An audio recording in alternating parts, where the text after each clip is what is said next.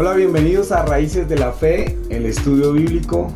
Una vez más agradecemos su presencia, agradecemos su conexión con este canal de YouTube, en el que pretendemos solamente enseñar la palabra de nuestro Dios desde el contexto histórico y desde una hermenéutica lo más sana posible.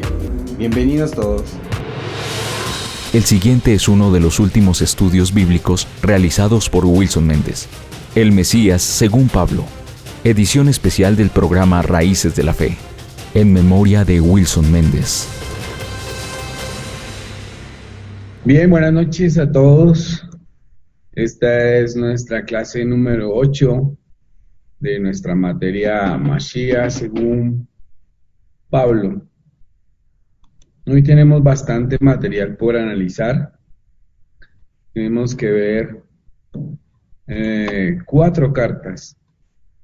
Tenemos que ver la carta de primera carta y segunda carta de Tesalonicenses, primera carta y segunda carta de Timoteo, Tito y Filemón. Es decir, que nos quedan 6 cartas para terminar el tema de qué piensa Pablo acerca del Mesías. Entonces, comencemos. La primera carta a los Tesalonicenses, entonces en el capítulo 1, versículo 1, está definido de una vez quién la escribe. Entonces dirá: Pablo, Silvano y Timoteo, a la comunidad de los tesalonicenses en Dios y Padre y del Señor Jesucristo, gracia a vosotros y paz. Entonces está claro que la carta a los tesalonicenses la escribirá Pablo con unos compañeros que son Timoteo y Silvano. De Silvano pues no se sabe mucho, pero Timoteo sí. Timoteo es alguien que estuvo de compañero de Pablo. De hecho, ahorita estudiaremos 2 cartas que le envía a él. Es más que un siervo. Timoteo se convierte para Pablo casi que en un hijo. Y él es uno de los que participan en esta carta. La carta a los tesalonicenses, dijimos en la introducción de las cartas que algunos estadistas citan la carta a los tesalonicenses también como la primera carta que se escribió, o como el primer libro del Nuevo Testamento que se escribió. La competencia está con Gálatas. Puede ser Gálatas o puede ser Tesalonicenses. Entonces, si esta es la primera carta que Pablo escribe, vamos a encontrar unos problemas pues que son muy cercanos a la muerte y la resurrección de Yeshua, cercanos entre comillas, ¿no? Que aproximadamente pasarán casi 30 años para que sea esta carta escrita, igual que la carta a los Gálatas. Entonces,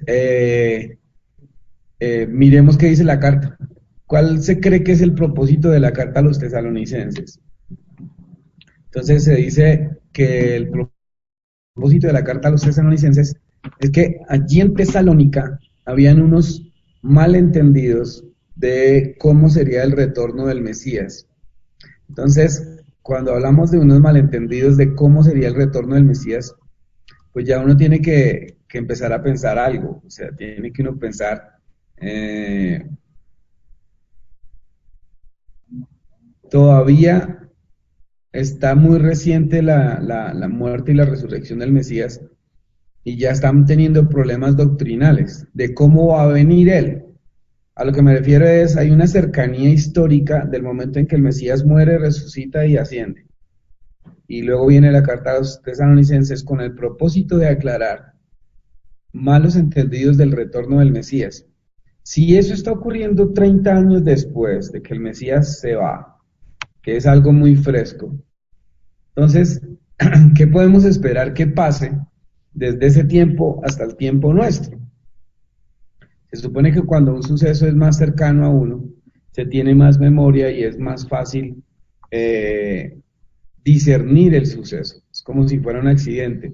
Entre más cerca esté la gente de la fecha del accidente, la gente va a recordar más cosas y va a ser más fácil discernir algunas situaciones. Entonces, si tan solo han pasado 30 años de que el Mesías muere y ya no está, y ya están empezando a tener problemas doctrinales acerca de la venida del Mesías, pues démonos por bien servidos y nosotros, si acaso, entenderemos muy bien este tema. como nos vamos a centrar únicamente en lo que dice la carta, yo no voy a hablarles acá de la venida del Mesías, solo quiero ratificar algo que le hemos venido diciendo en cada clase. ¿Qué dice Pablo en esta carta acerca del Mesías? ¿Sí? Entonces, hay un versículo que es quizás el versículo clave para este tema en cuanto al Mesías, y es la primera carta a los Tesalonicenses 4, 14 al 17, capítulo 4, versículo 14 al 17.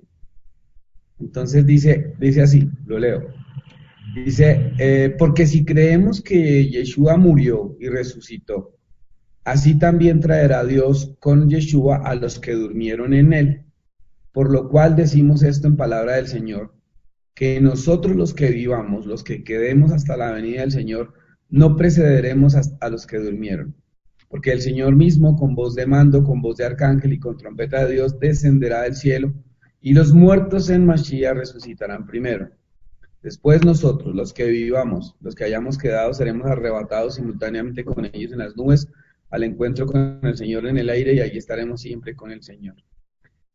Entonces el texto que habla, Pablo está hablando de que el Mesías, primero dice, nosotros los que vivamos, los que quedemos hasta la venida del Señor. O sea, en este versículo 15 de Tesalonicenses hay un asunto que choca contra el concepto de la inspiración de la palabra y contra el concepto de las cartas de Pablo como inspiradas. La pregunta es, si Pablo está siendo inspirado por el Espíritu de Dios, por el Ruach HaKodesh, ¿por qué se equivocó en este texto?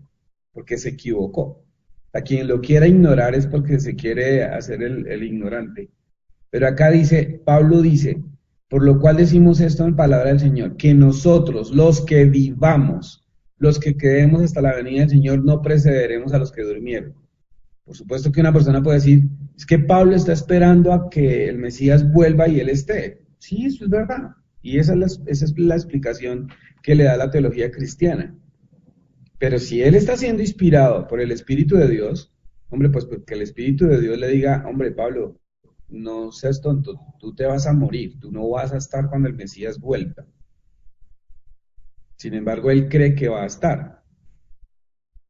Porque él dice, bueno, el Señor mismo con voz de mando, con voz de arcángel, con trompeta de Dios, descenderá del cielo y los muertos en Mashiach resucitarán primero. Después nosotros, dice, los que vivamos, los que hayamos quedado, seremos arrebatados simultáneamente con ellos en las nubes, al encuentro con el Señor en el aire, y ahí estaremos siempre con Él. Entonces acá hay una serie de conceptos que Pablo los da. Pues la teología cristiana resuelve esto diciendo que Pablo aspiraba a que llegara el Mesías y él estuviera vivo. Desafortunadamente se equivocó porque murió. Lo otro, aquí en este versículo 4:17 dice, después nosotros los que vivamos, los que hayamos quedado, seremos arrebatados. Y acá, con esta base, con esta palabra, arrebatados, es que salió el concepto de el arrebatamiento de la iglesia o el rapto secreto de la iglesia.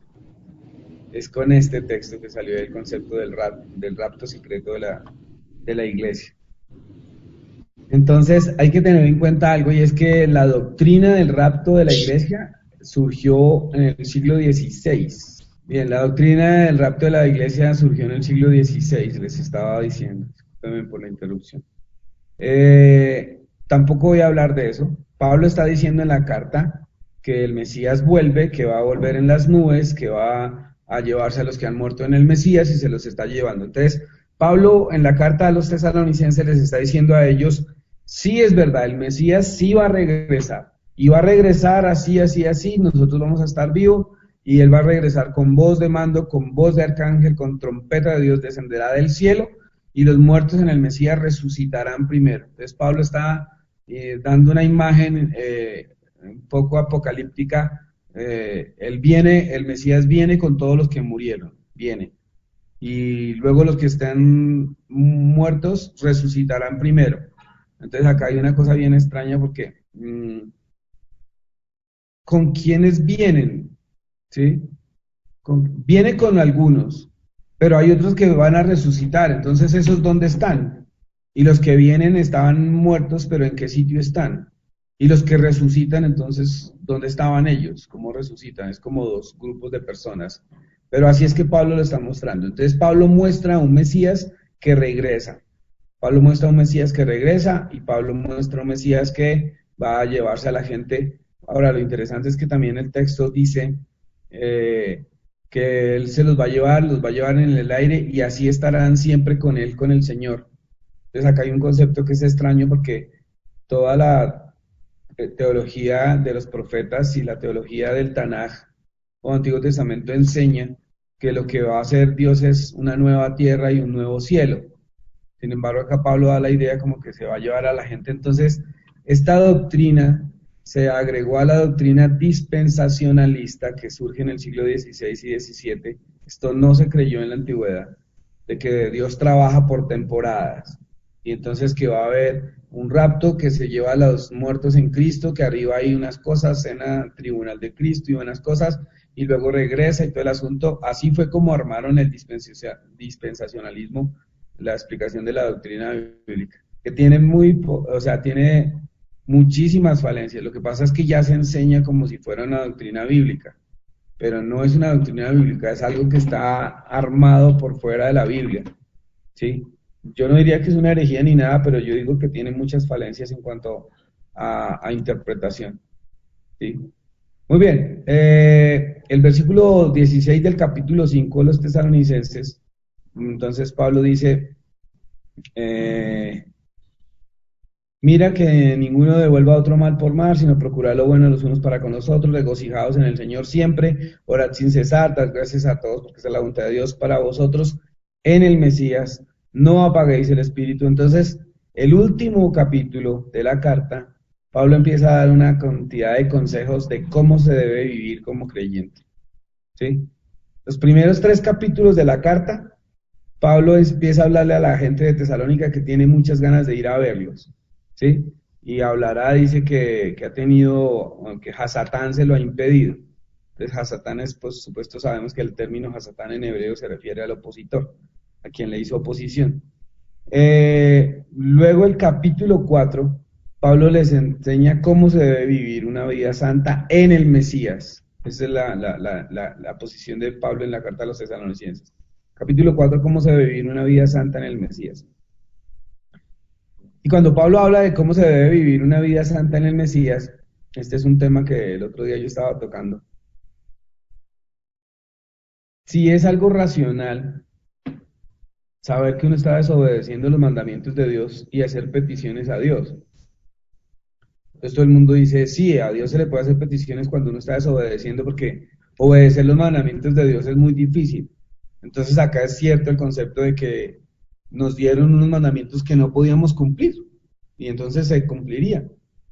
Pero si una vida santa requiere obedecer la palabra, es en el Mesías, es el Mesías el que nos da la pauta para saber que sí se puede hacer. Y esto Pablo lo va a recalcar acá en la carta a los Tesalonicenses, bueno, en la primera carta, ¿sí? Y en la quinta, en el capítulo 5, va a volver a hablar del tema de lo que llamamos el musar. El musar. Muy bien, la segunda carta a los Tesalonicenses, entonces la segunda carta a los Tesalonicenses, también en el versículo 1, esa carta es más cortica, vuelve y dice, Pablo, Silvano y Timoteo. O sea, es una segunda carta a ellos mismos, a los de Tesalónica, y también la están escribiendo ellos 3. Ahora, ¿cuál es el propósito de esta carta? Vuelve a tener el mismo lío, y es que todavía no tienen claro cosas sobre el día del Señor. Ellos pensaban, en el tiempo de la primera carta a la segunda, en este lapso de tiempo, ellos pensaban que el Señor ya había venido. Y entonces Pablo les escribe esta segunda carta y les dice que no. ¿Por qué se sabe que ellos estaban en problemas con esto? Porque ellos, dice la segunda carta, ellos habían dejado de trabajar, porque ellos dijeron, el Mesías ya va a venir, ¿para qué nos ponemos nosotros a trabajar? Mejor quedémonos en las casas, vivamos de lo que tenemos, que el Mesías ya viene. Ahora, ¿con base en qué es que tomaron esa determinación? Pues con base en lo que Pablo les dijo en la primera carta, que el Mesías iba a venir y ellos estaban vivos. Entonces ellos calcularon, si estamos vivos, pues ¿para qué nos ponemos a trabajar? Mejor consagrémonos. Y dejaron de trabajar. Pero Pablo los exhortará aquí en esta carta, ¿sí? A que tienen que trabajar, a que no se pueden descuidar de sus ocupaciones diarias. Pero fue Pablo el que les dijo, bueno, todos vamos a estar vivos. En el capítulo 2, versículo 1 y 12 de la segunda carta, este texto es bien interesante. 2, capítulo 2, del 1 al 12. Dice, pero respecto a la venida del Señor y nuestra reunión con Él, os instamos, hermano, a que no os dejéis perturbar fácilmente de modo de pensar ni os alarméis por el Espíritu, ni por palabra, ni por epístola, como si fuera nuestra, en el sentido del día del Señor, que el día del Señor ha llegado. Nadie os engañe en ninguna manera, porque no vendrá sin que antes venga la apostasía, y sea manifestado el hombre de iniquidad y el hijo de perdición, y el cual se opone y se levantará todo lo que es llamado Dios, objeto de adoración, hasta el punto que se sienta en el santuario de Dios, proclamando que Él mismo es Dios. ¿No recordáis que estando todavía con vosotros os decían estas cosas? Y ahora sabéis que lo que detiene ha sido revelado en el tiempo suyo, aunque ya está actuando el misterio de la iniquidad. O sea, esta cita del capítulo 2, del 1 al 12, eso ha dado para cualquier cantidad de interpretación. De que este es el anticristo, entonces la gente interpreta que el anticristo es una persona como tal, y como le han dado la imagen casi que de película, de que el anticristo es un ser, y hacen películas que se llama Damián, y que tiene el 666 en la cabeza, y que él se opone, y él va a hacer esto. Entonces es basado en este texto. Interpretar este mensaje de Pablo es muy complicado, porque solo es en la carta de Tesalonicenses y acá que Pablo habla del rapto, del supuesto rapto, porque eso no se puede, es una doctrina que tiene muchísimas falencias. Como les digo, salió en el siglo XVI. Acá está hablando de alguien que se va a oponer a Dios, va a ser apóstata, que se sienta en el santuario proclamando que él mismo es Dios, y la pregunta es, ¿cuál santuario? Si no hay santuario, no hay templo, no hay templo. Pablo está dando esta carta cuando todavía hay templo, todavía está el templo. Entonces, esta carta, estas dos cartas, quizás son las dos cartas que más hacen pensar de Pablo de qué está escribiendo, o sea, de dónde sacó muchas cosas, a pesar que acá va a tomar como base el libro del profeta Daniel, ¿sí? Porque acá habla del profeta Daniel en la segunda carta. Sin embargo, da unos temas que no son fáciles de respaldar en el resto de la escritura.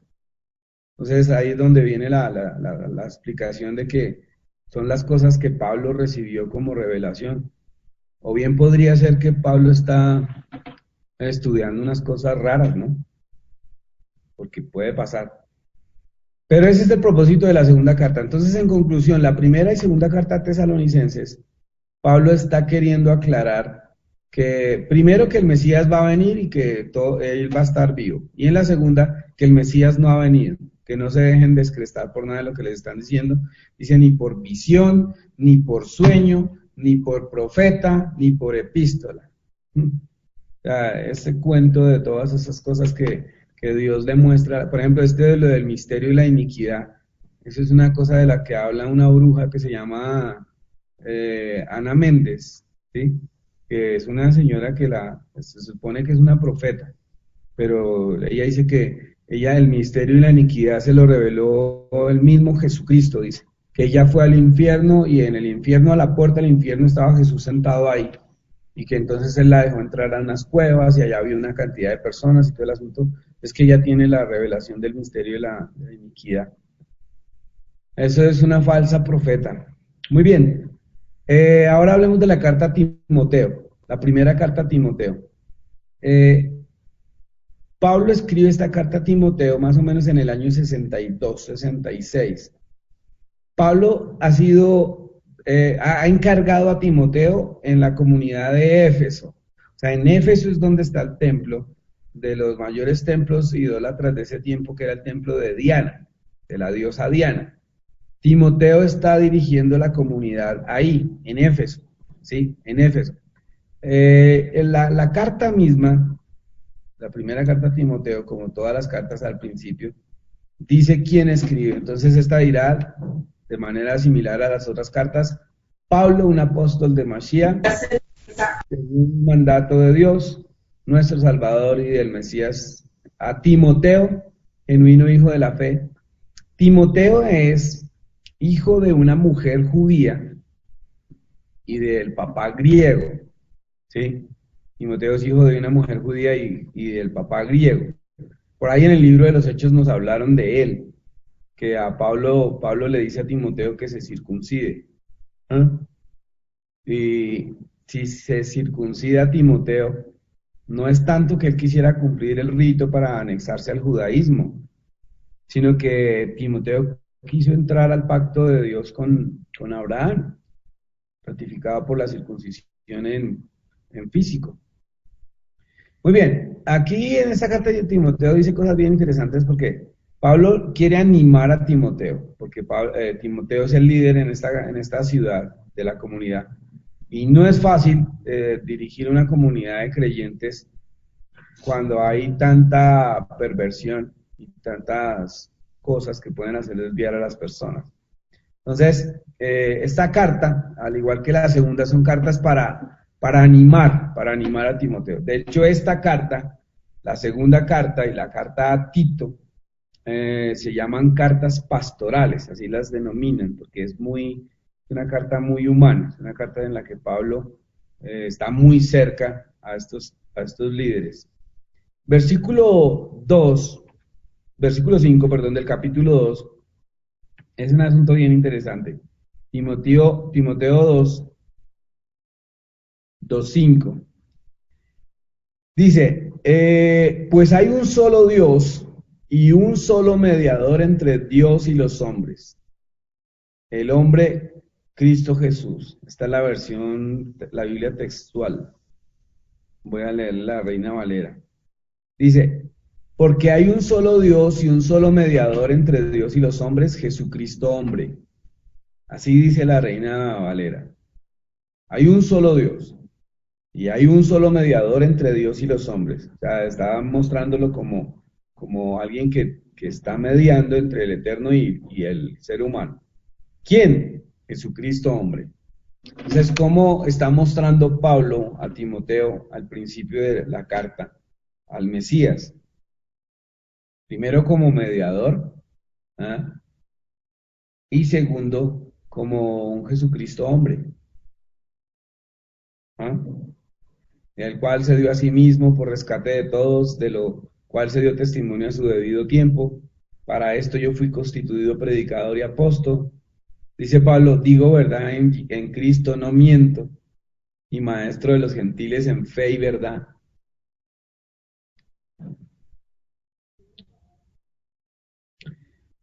Entonces, el asunto acá es que Pablo está mostrando al Mesías como intermediario. Hay que tener en cuenta que esa calidad de intermediario del Mesías, Pablo la está mostrando casi que a nivel sacerdotal, de la función que tenía el sacerdote de acercar al pueblo de Israel, acercarlo al Eterno, que es lo mismo que está haciendo Yeshua. Yeshua está acercando a la casa de Israel y a los gentiles los está acercando al Eterno, por eso es el mediador. Ahora, interesante que dice Jesucristo hombre. Podríamos ver que se está refiriendo a la humanidad del Mesías, por supuesto, como ser que todos vieron y que supieron que estaba ahí.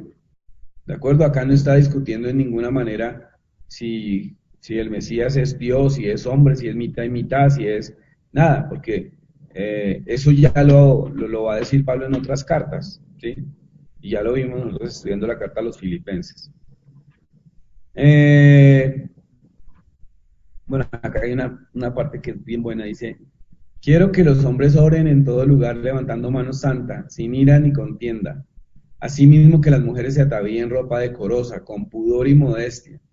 no con peinado ostentoso, ni oro, ni perlas, ni vestidos costosos, sino con buenas obras como corresponde a mujeres que profesan piedad. O sea, Pablo no está mostrando acá que la mujer tiene que andar desarreglada, ¿no? De ninguna manera. Pablo está diciendo que tengan modestia como se visten. Y acá dice algo que es interesante, dice, porque no permito a la mujer enseñar ni ejercer dominio sobre el hombre, sino estar en silencio, porque Adán fue formado primero después de Eva. Lo que Pablo está mostrando acá es sujeción, aunque no habla del Mesías, pero quería dar ese detalle. Muy bien, acá en esta carta, en el capítulo 3, Pablo va a hablar de algo que toca mucho a las comunidades cristianas modernas y es las jerarquías. Entonces dice Pablo, palabra fiel, si alguno anhela obispado, entonces uno dice, ¿a qué obispado se está refiriendo?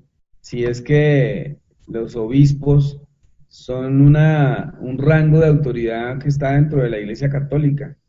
Y es verdad, así como está escrito, se refiere a los obispos, que es un rango dentro de la Iglesia Católica.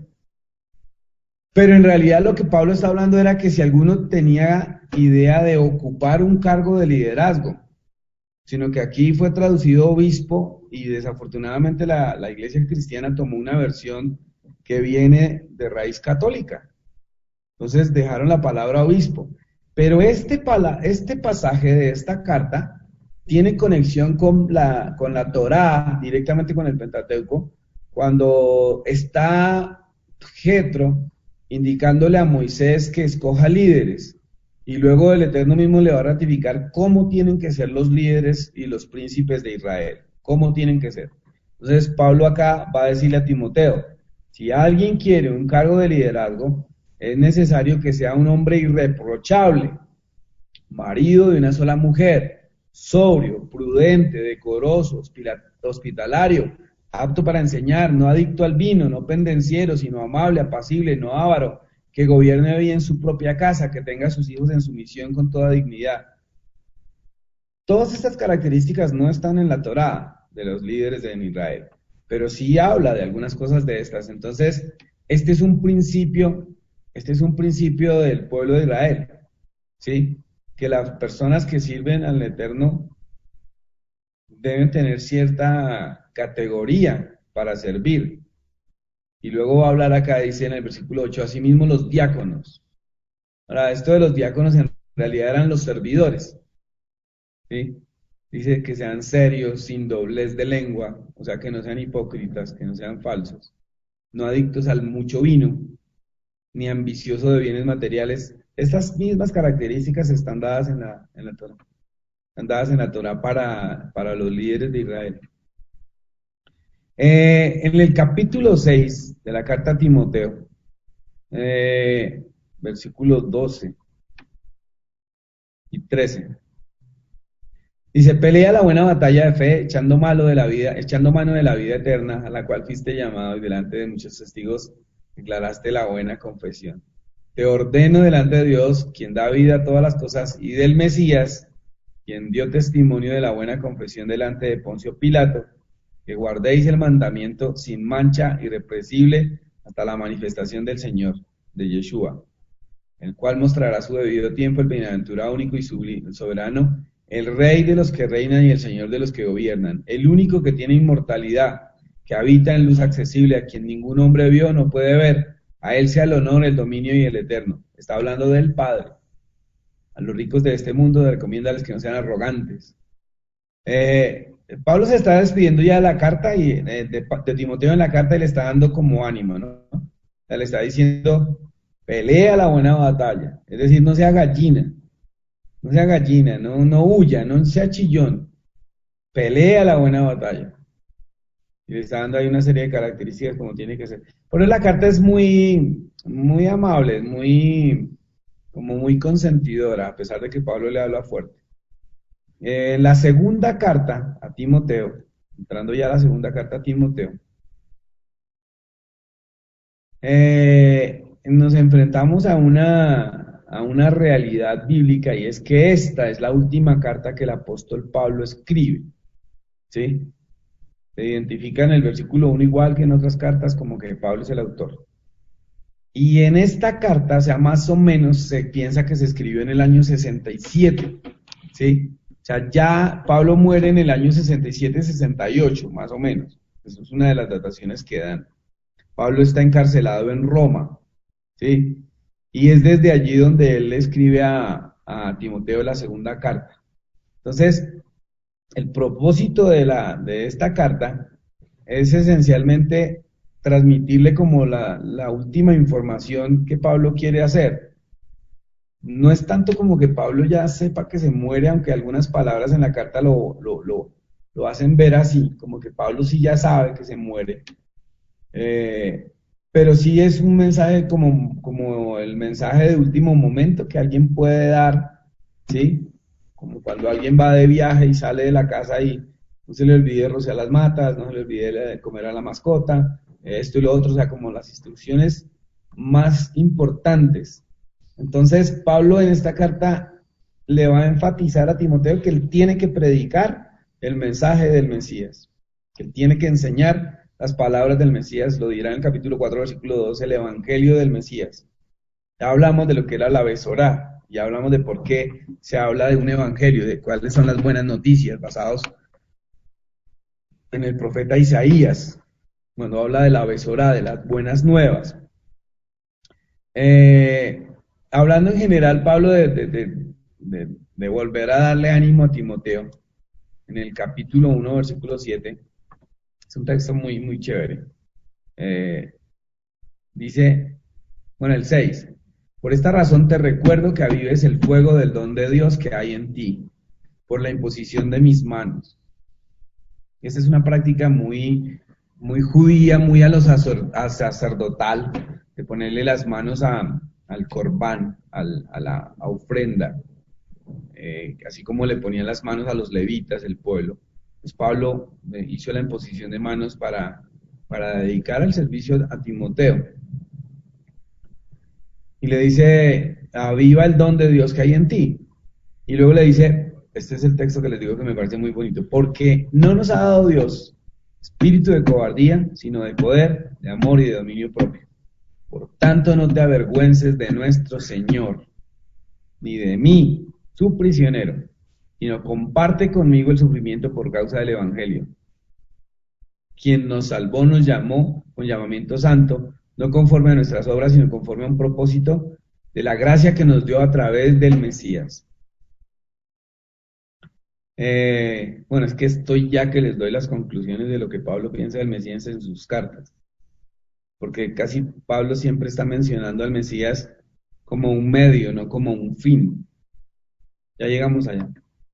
El versículo 10 dice, pero ahora es manifestada mediante el aparecimiento de nuestro Salvador, Yeshua, el cual abolió la muerte y sacó a la luz vida y la inmortalidad por medio del Evangelio. Pablo está ratificando algo, y es que el Mesías, al ser el camino al Padre, cuando uno lo sigue, ya no vamos a tener muerte eterna, lo que también Pablo llamará la segunda muerte. Sino que está diciendo, si hemos seguido este camino, pues entonces él abolió la muerte. Si una persona se sale del camino del eterno, está condenada a una muerte, que está por fuera de lo que es el camino del eterno, que en realidad está representado en el Mesías, siendo el camino. Ahora, el capítulo 4, versículo 2 de Timoteo, capítulo 4, en realidad sí es un llamado de urgencia. Dice, bueno, el 1 dice, requiérote solemnemente en presencia de Dios y del Mesías, destinado a juzgar a los vivos y a los muertos en su aparición y reino. Acá está diciendo que el Mesías va a juzgar a los vivos y a los muertos. ¿Cómo yo entiendo esa escena de Pablo, cuando él dice que el Mesías va a juzgar a los vivos y a los muertos? Todo el mundo se imagina que el Mesías está sentado ahí en una silla, como en un estrado, en una sala para juicios, y pasará a cada persona y él está dando su veredicto de cada persona. Él va a juzgar a los vivos y a los muertos.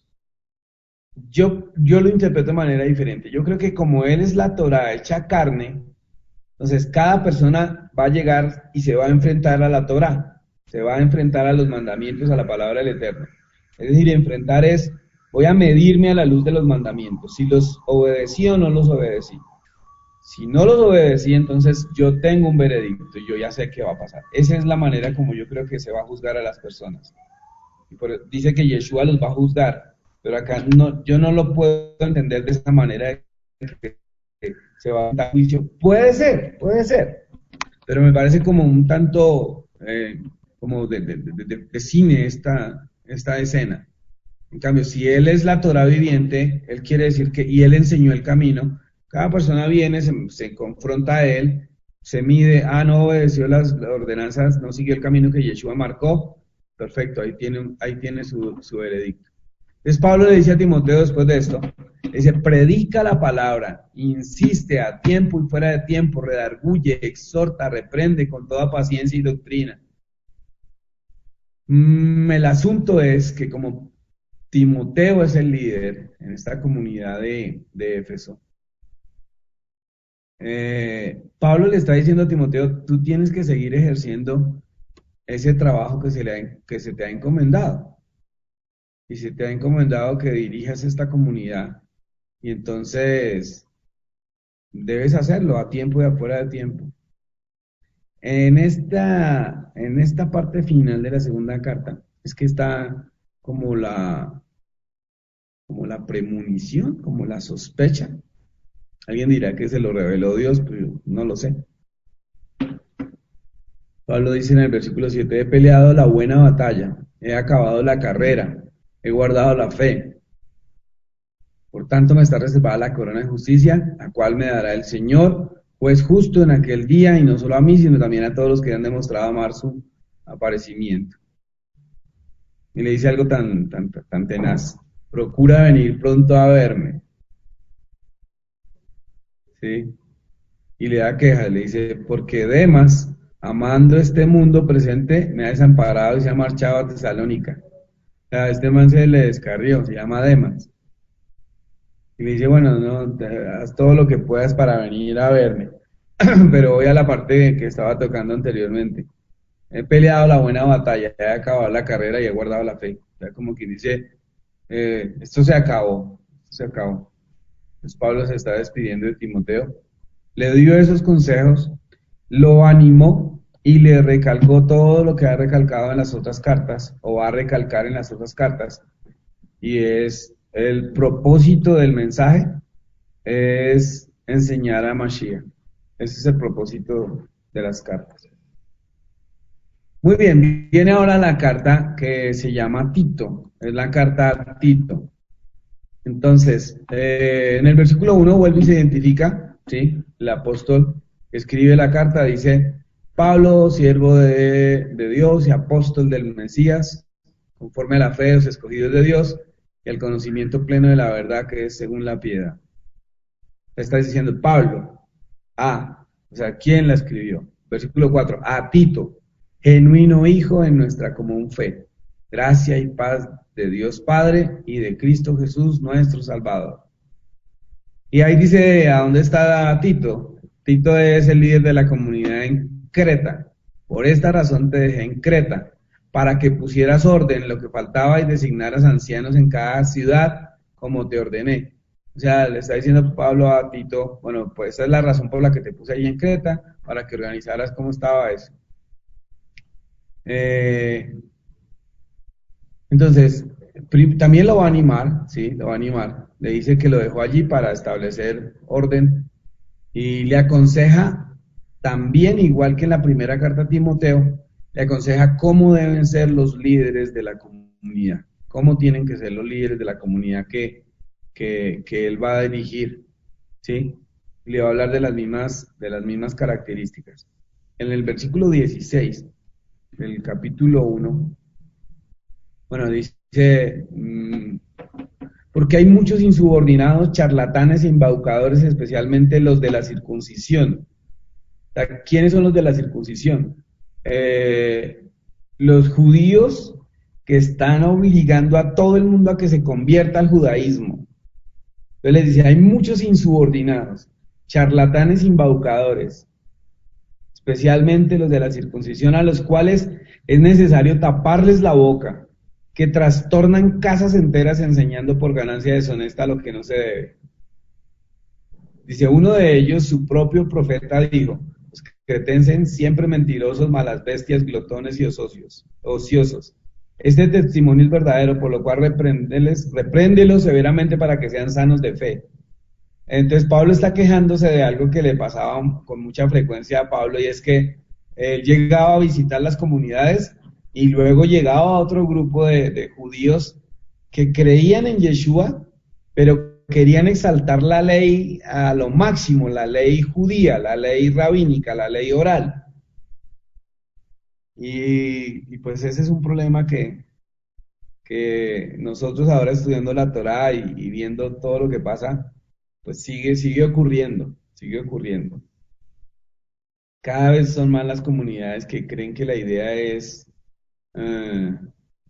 asumir la religión judía como única y cierta, y la única válida. Y pues eso es un asunto difícil de sostener. Acá dice algo que es muy fuerte, vean, dice, este testimonio es verdadero, por lo cual repréndelos severamente para que sean sanos en la fe. Y no presten mucha atención a fábulas judaicas, ni a mandamientos de hombres que pervierten la verdad. ¿Cuál es la verdad? La verdad tiene que ser la Torá, la verdad tiene que ser el camino que Yeshua enseñó. Pero él dice, no presten atención a fábulas judaicas. Ahora, eso de las fábulas judaicas hay que tener mucho cuidado, porque no quiere decir que todos los escritos judíos son fábulas judaicas. Por ejemplo, los Midrash. Los Midrash tienen fábulas, pero hay que saber interpretarlos, porque tienen que tener escondida una enseñanza.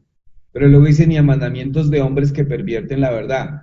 Esos mandamientos de hombres, Pablo está siendo enfático, no son mandamientos de Dios, porque hubiera dicho. Está diciendo mandamientos de hombres. Profesan conocer a Dios, pero con sus hechos lo niegan, siendo detestables, rebeldes, descalificados para toda buena obra.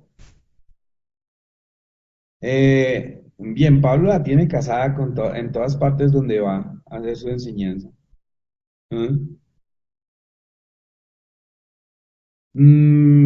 Capítulo 3, versículo 3 y 6 de Tito.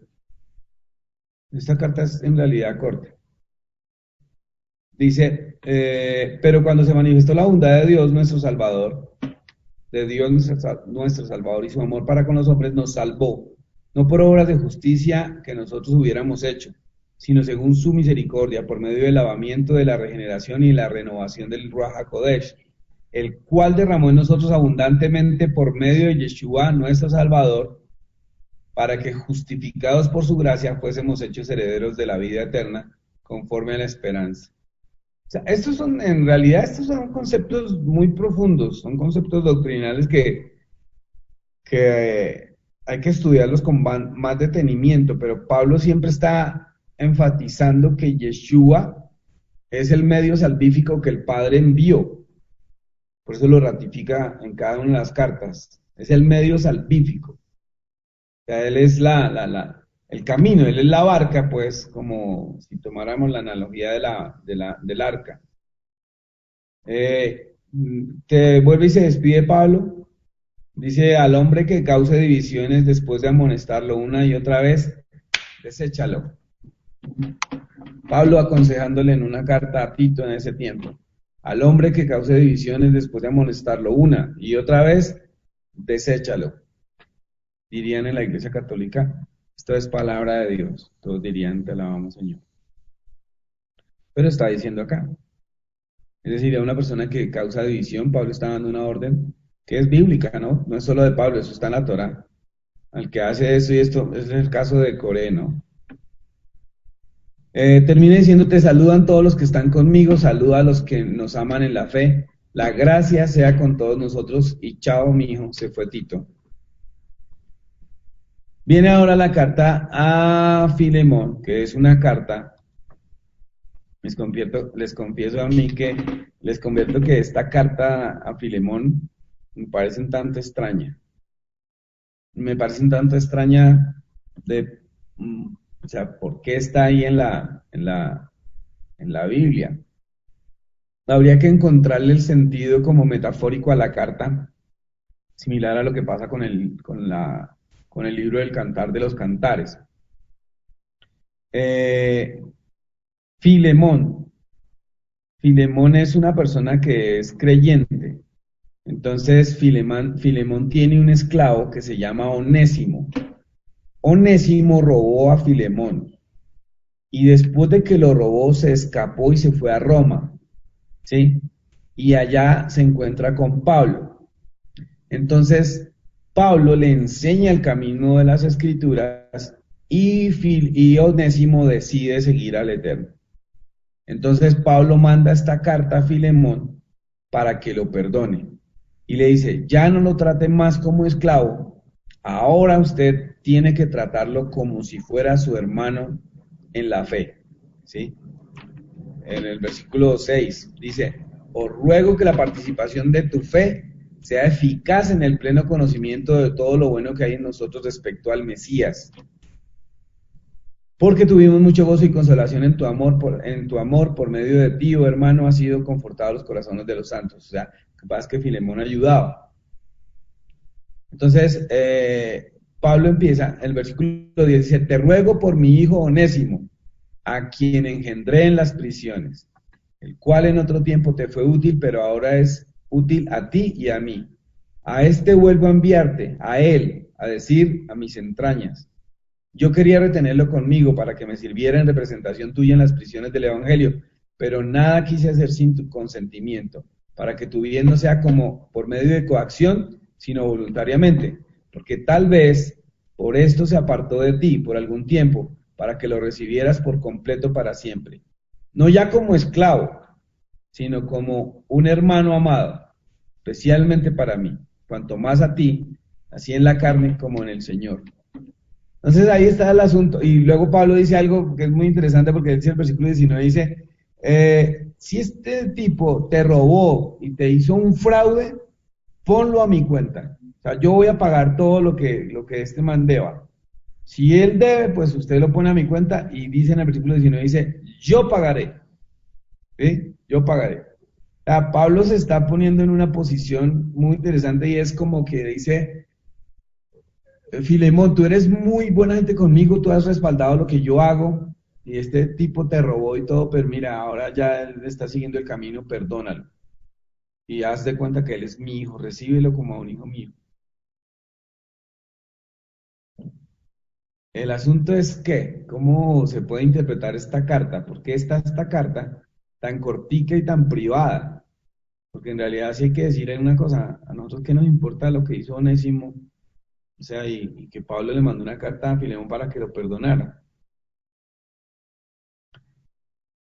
Pareciera ser como, a ver, se me ocurre a mí en este momento decirles, pareciera ser que este Onésimo es como el ejemplo del hijo pródigo. Si es que esta es la razón por la que está esta carta ahí. Si este Onésimo fuese la casa de Israel, ¿sí? Que, que defraudó a su amo, a su Dios, y se escapó, y se fue.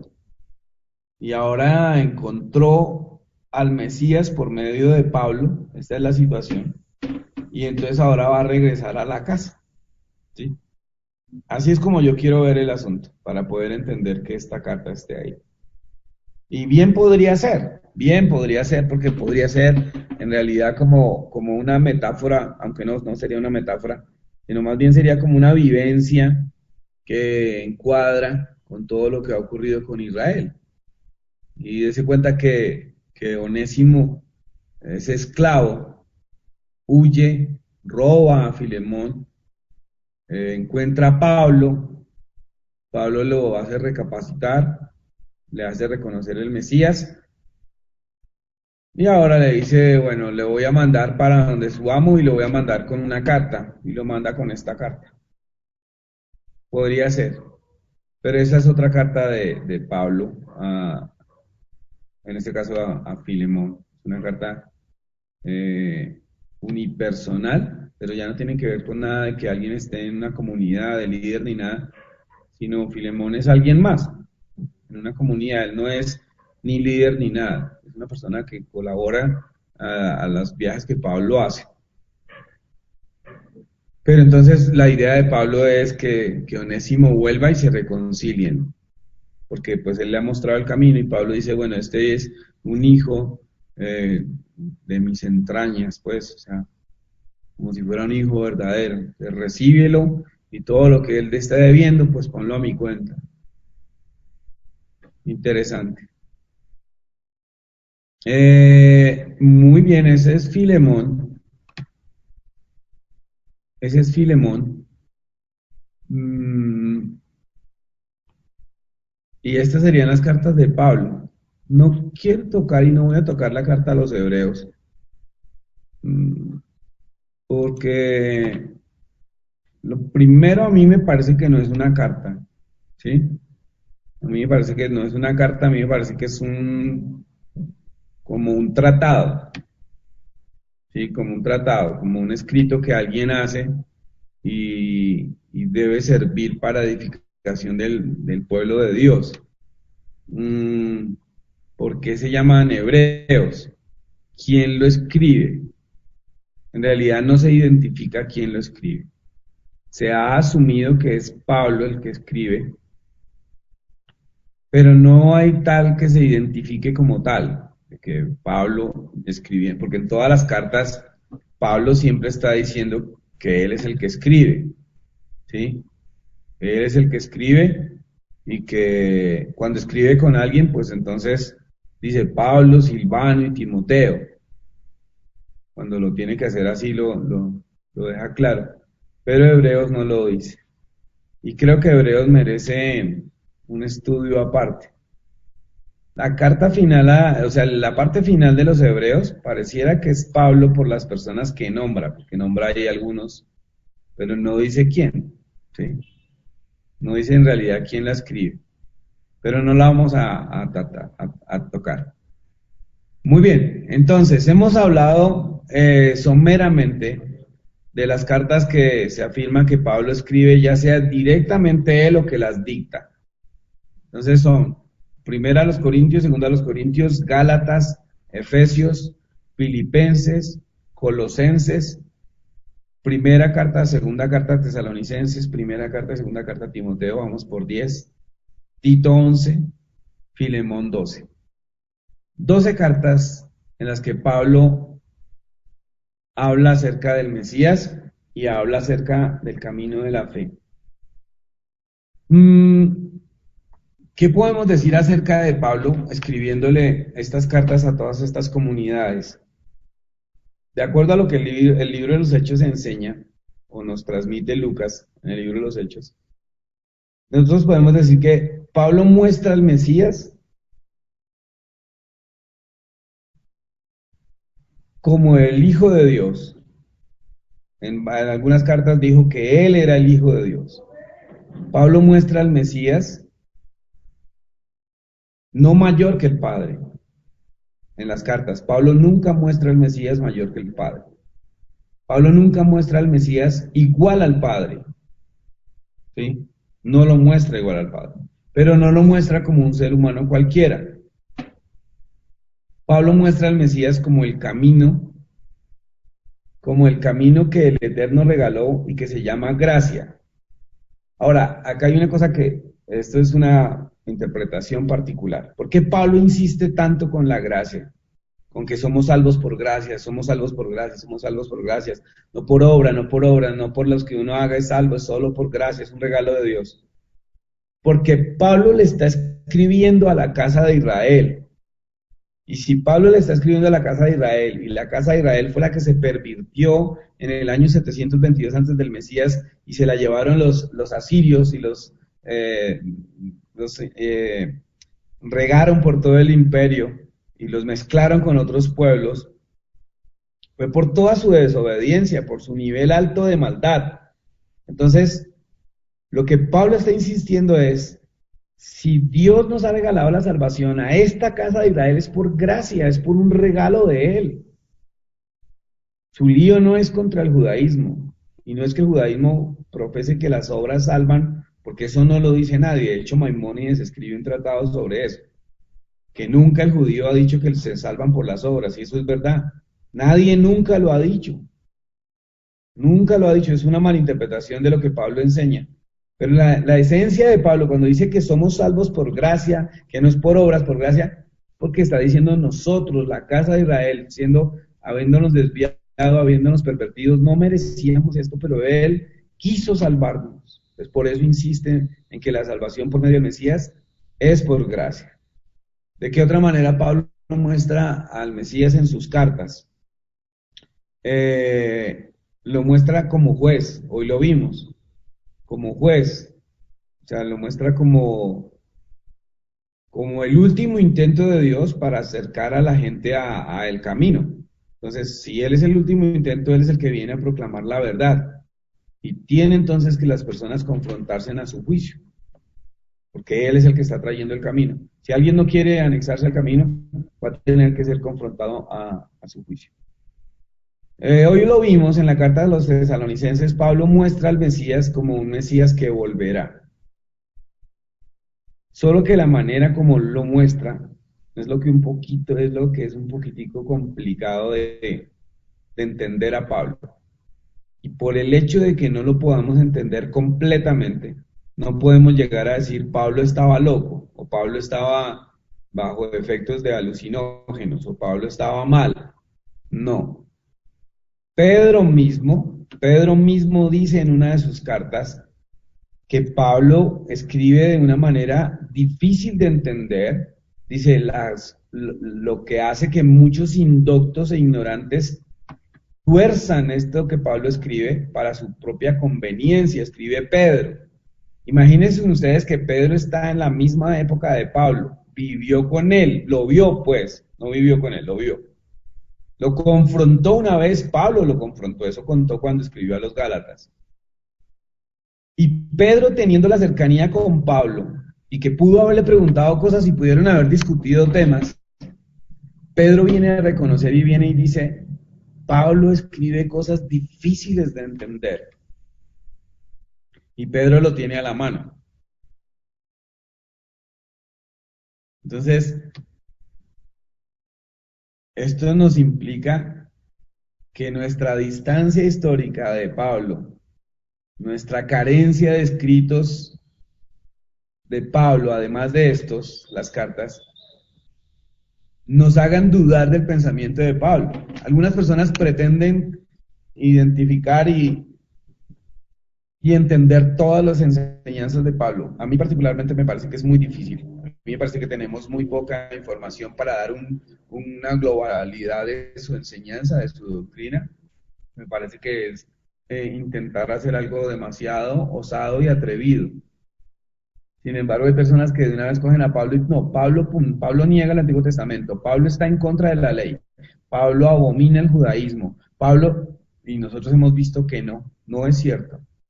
No es cierto. ¿Se malinterpreta a Pablo? Yo creo que sí.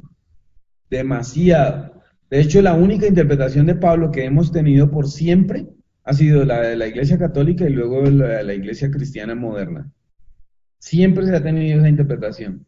Hasta ahora, que cuando ya uno ha estudiado la Torá y las raíces hebreas de nuestra fe y todo, es que estamos viendo otra faceta de Pablo. Y ya estamos intentando ver a Pablo desde otra perspectiva.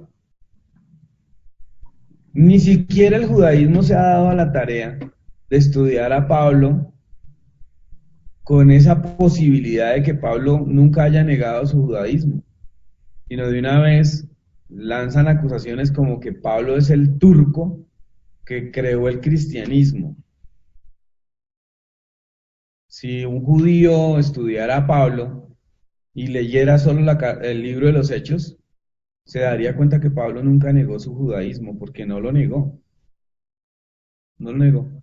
Ahora, si buscaran las cartas, qué es lo que Pablo enseña, y lo intentara contextualizar, se daría cuenta que no es cierto que Pablo estuvo en contra de la Torá.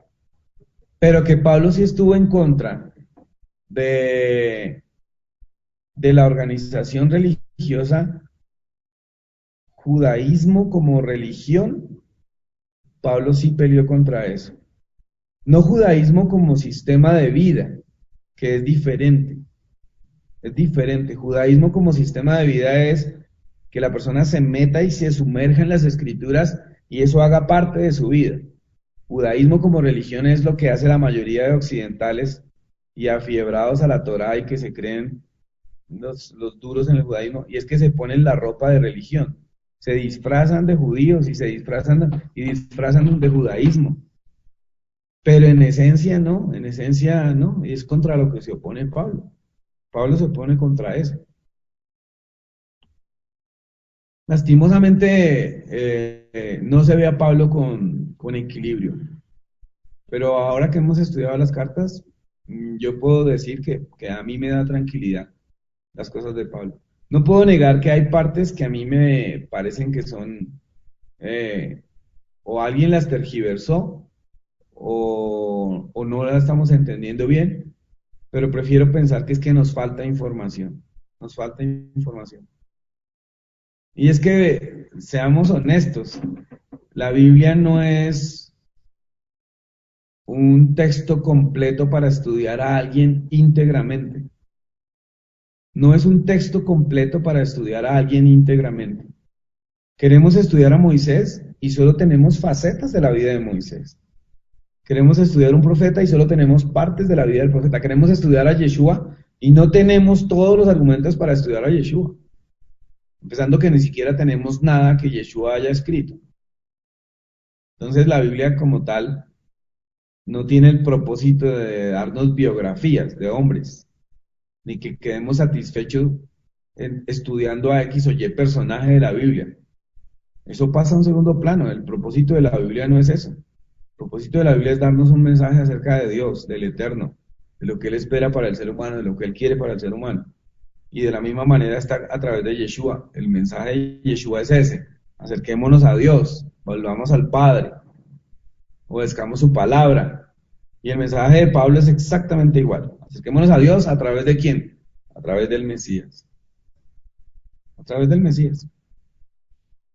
Las cartas de Pablo son lo que él dijo que él era: un llamado a los gentiles. Porque Pablo mismo se proclama y dice: yo soy apóstol a los gentiles. Y no hay nada que hacer. Por eso las cartas son tan enfáticas así. Si las cartas de Pablo son enviadas a los gentiles, no esperemos entenderlas como judíos. Si las cartas de Pablo fueran escritas para judíos, tendrían otros argumentos y tendrían otros textos. ¿De acuerdo? Pues hemos llegado al final de nuestra clase. De verdad espero que para muchos haya sido de edificación. Lo que es más probable que nos haya pasado es que tengamos hoy muchísimas más preguntas, pero también creo que tenemos algunas respuestas que nos afirman, que nos dan tranquilidad, que no nos dejan completamente llenos en cuanto a respuestas, pero sí nos da, la palabra del Señor nos da como la certeza de decir: no te des el lujo que se dan algunos de desechar a Pablo como si Pablo fuera un aparecido, sino si Pablo fuera un hereje o un enemigo de la fe. Yo no lo creo. Bendiciones a todos, el Eterno los bendiga. Estaremos en otra próxima ocasión en clase. Salud. A todos mil bendiciones, que el Eterno Dios los bendiga grandemente. Recuerda, las enseñanzas de Wilson Méndez las puedes encontrar en video, en el canal de YouTube Raíces de la Fe. Suscríbete hoy y para activar las notificaciones, dale clic en la campana.